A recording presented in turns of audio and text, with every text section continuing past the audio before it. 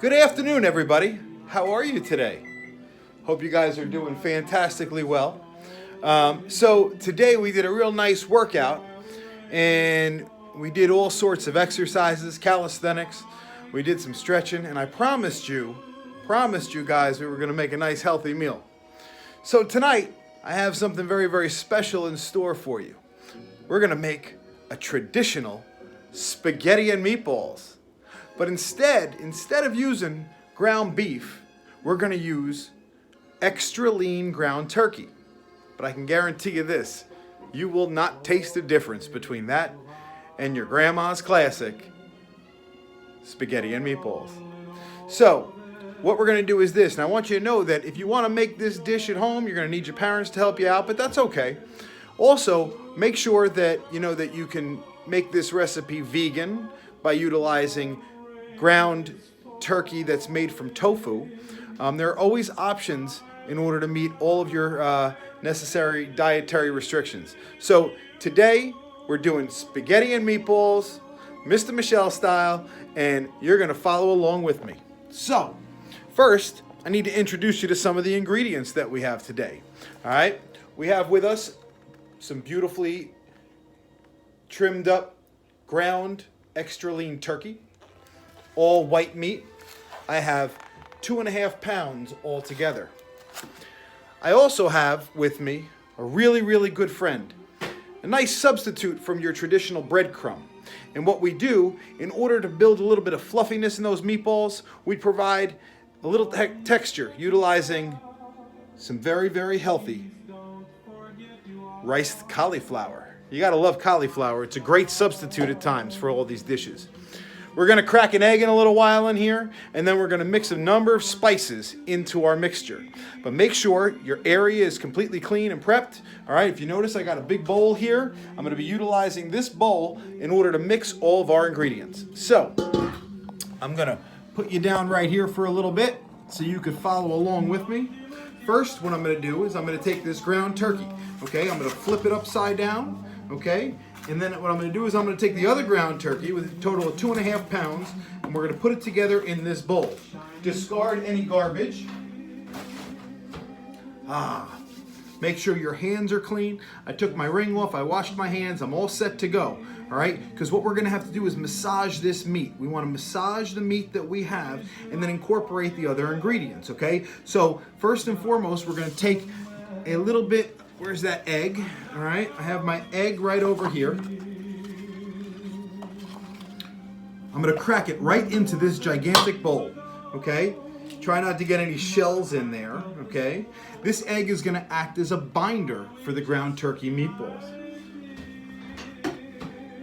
Now, what I'm gonna do is I'm gonna fold this together, but first, I'm gonna beat the egg. I'm just going to beat the egg back and forth, break that yolk up. Notice how I haven't touched the meat just yet. I don't need to touch the meat yet. I got to get this egg all worked in here. Excellent. Just so you can see what we're doing here.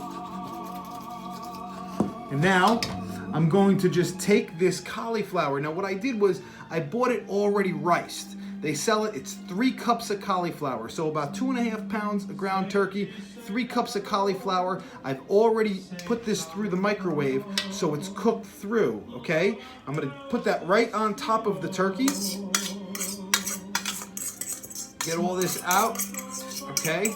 Now, cast that bowl over aside. What I'm gonna do is with this fork, I'm gonna start pushing the cauliflower into the ground turkey.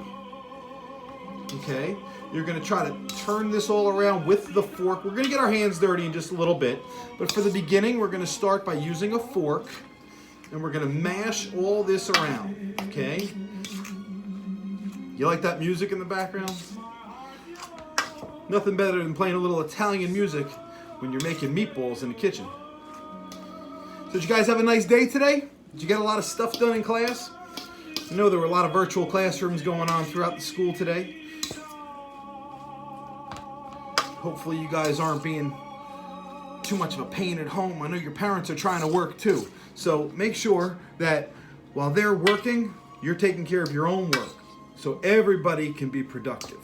Okay, I've gotten all these ingredients folded in together, okay, by using the fork. Let me show you what that looks like real quick, all right, just so you can take a look.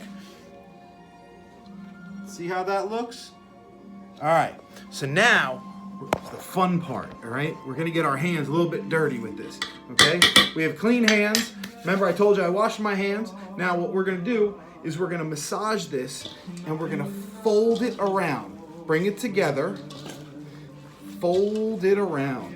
Now, you might say, cauliflower, how's that gonna work? Well, the cauliflower and the egg bind together the ground turkey very, very nicely, okay? They make a nice, fluffy meatball. Very, very simple recipe. So really, it's just the ground turkey, the cauliflower, and that one egg. Now, I'm gonna wash my hands.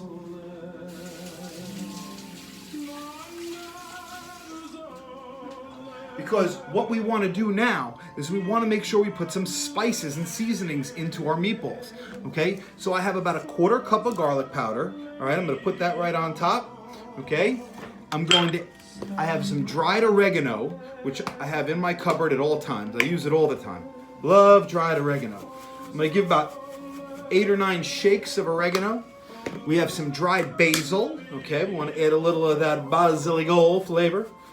About 6 shakes of dried basil. Dried basil's got a very strong flavor to it. But keep in mind that these ingredients are all going to be activated by the moisture from the cauliflower that's inside your turkey meatballs. All right, I'm going to add a dash of salt, not too much, all right, and a little bit of black pepper. Now, all of my seasonings are, once again, on top of the ground turkey. So we got to do something about that. So it's a good thing I got my hands together. We're going to push all that seasoning in and we're going to fold the seasoning into the meatballs. Okay? We're folding it. We want to make sure that all of those seasonings are incorporated throughout the ground turkey. That way, each meatball has an explosive amount of flavor in it. Because there's nothing bad, nothing worse than having a dry, flavorless meatball. So we want to make sure that each of these meatballs has that nice little garlic zing and that basil and oregano explode in your mouth each time you eat one of those meatballs. Okay, I've gotten all this folded in here. Now, let me tell you something. At this point, if I wanted to, I can fold this into a loaf. I could put it into the oven and I can make a really, really good meatloaf, which would be fantastic. But tonight, we're gonna go traditional. We're doing spaghetti and meatballs. So, the next thing that we have to do is we have to roll out our meatballs. But what are we gonna put on our meatballs in? Well, let me tell you. Let me tear off this piece of paper, clean off my hands just a little bit, okay? Now, I have over here, I have a beautiful copper pot, okay? It's a very, very inexpensive, as seen on TV, copper pot. All you have to do, because it's non-stick, is use a little bit of spray. Now, because I was touching ground turkey before, I'm gonna wash my hands.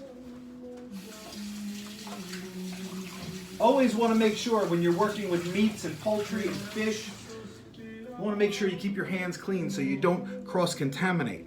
So what I'm gonna do here is I have a little bit of spray cooking oil. It's got virtually 0 calories in it, but nice, even in a non-stick pan,